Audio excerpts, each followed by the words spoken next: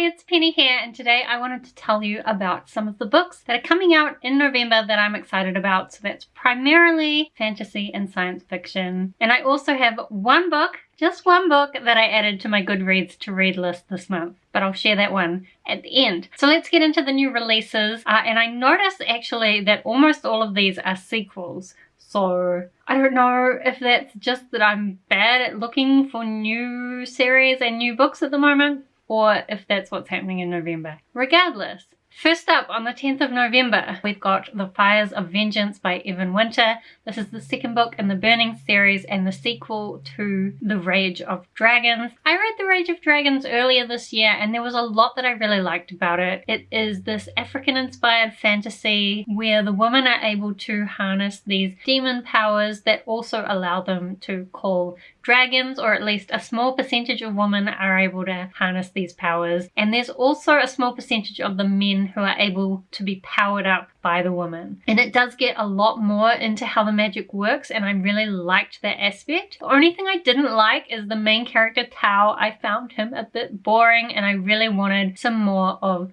the woman in the story. So his girlfriend and also the queen seemed like really interesting characters, and we didn't get much of them until right near the end. I'm really hoping the sequel will have more of them, so fingers crossed for that. Oh, I did just check the synopsis and it does say that the main character Tao and the Queen have a plan that they're working together on, so that's a good sign for us to get more of the Queen. Then also coming out on the 10th of November is The Camelot Betrayal by Kirsten White. This is the second book in the Camelot Rising series and also the sequel to The Guinevere Deception. In The Guinevere Deception, it's basically an Arthur and Camelot retelling, except that Guinevere is a changeling and she has her own magical powers, and she's basically taken over the identity of Guinevere in order to protect Arthur because Merlin has had to be exiled and isn't able to protect Arthur. Now, I admit that the first book, The Guinevere Deception, was a little bit boring and I was somewhat disappointed. However, there were a few tweaks to the original Camelot myth that I quite liked, and so I'm really hoping that maybe the second book in the series will be better. If it isn't, I'll probably give up on the series, but I think I'll try the second book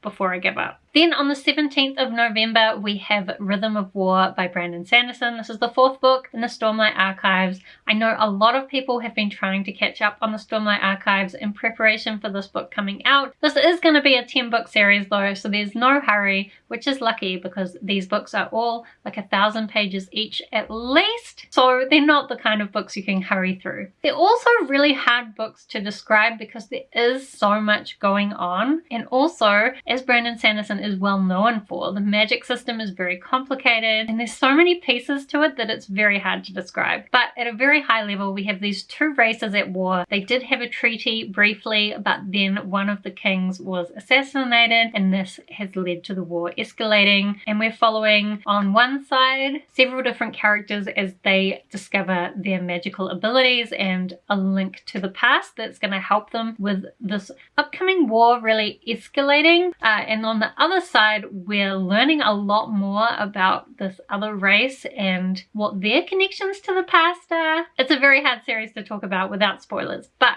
I'm really loving it. I'm still about halfway through the third book. I had to return it to the library because there was a hold queue. As I said, so many people are excited to read this series and catch up in preparation for this fourth book. Also, the cover is absolutely stunning, which is another reason why I'm excited to read it and hopefully buy myself a copy. Then also on the 17th of November, we have The Burning God by R.F. Kuang. This is the third and final book of the Poppy War series. Now, a lot of people love this series. I personally liked the first half of the Poppy War, then the second half kind of lost me. And the second book, pretty much everything that I really liked about the first book was gone. I've watched people's reviews. I can totally see why other people like it. But I don't know. I think maybe I will still listen to the third book just for completion's sake and in hopes that something about the magic will come back and that maybe our main character Rin will really get back her agency and take control of things like she did in the first half of the first book. So, if you haven't heard about the Poppy War series, it is a Chinese-inspired fantasy. We have this orphan named Rin who manages to get herself into military school, and from there she starts to learn this god-based magic, which is really cool. But before her education can be finished, a war breaks out, everything kind of turns to shit, and that's how things led to the second book not being at all what I wanted. I think as well, the second book has a lot of military strategy stuff in it, and that's not something that I particularly like, but I think I'll try that third book. I'll try it. Maybe I'll be surprised. Then lastly, on the 24th of November, we have Ready Player 2 by Ernest Cline. This is the sequel to Ready Player 1. Now, at the time that was released, we thought it was a standalone, but now Ernest Cline has come out with a second book. In the first book, we had this virtual world that everybody was part of because the real world was kind of shit, and basically people would live their lives in this virtual world instead. But then the creator of this virtual world dies and he leaves behind this scavenger hunt, and whoever solves all the clues first gets to own his whole empire and become impossibly rich. So it tells you right from the start of the first book that the main character is the guy who wins it. And it's a big adventure, and I really enjoyed it. The second book, apparently after he wins the competition, he discovers that the creator of this virtual world had made some kind of technological advancement that has the potential to change the world. So he's going to do something with that, I suppose. Hopefully it'll be just as fun and nostalgic as the first book. Then I usually put at the end of these videos all the books that I've added on Goodreads in the last month. I was very good in the last month. I only added one. I think that was probably because I was so busy that anytime I was watching BookTube, I was also doing something else, and so I didn't always manage to actually make a note of all the books I wanted to read, so I might regret that later. But for now, it's good. My Goodreads TBR hasn't grown too much. But the one book that I did add on is Before the Coffee Gets Cold, Tales from the Cafe by Toshikazu Kawaguchi. So this is the sequel to Before the Coffee Gets Cold, and that was a really strange book that I really loved. It's just a short little story made up of several shorter stories. So it's almost a short story anthology, except there's a common theme through it, and that's that everything is set in this cafe. And if you sit at this particular seat in the cafe, then while you're drinking your coffee, you can go back to a time, whatever time that you want to, just by thinking about it. But when you go back in time, you can't leave your seat, and you'll only remain in that time until your coffee gets cold.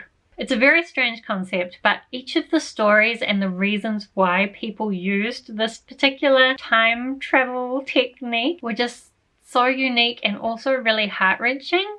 So I'm really interested to see some more stories set around this very strange concept and see how the author uses this concept in different ways. So those are all the books that I'm excited about in the upcoming month, and one extra. Do let me know if you're also excited about any of the books that I talked about in this video, or if you know of any other new releases that are coming up that you think I should be excited about.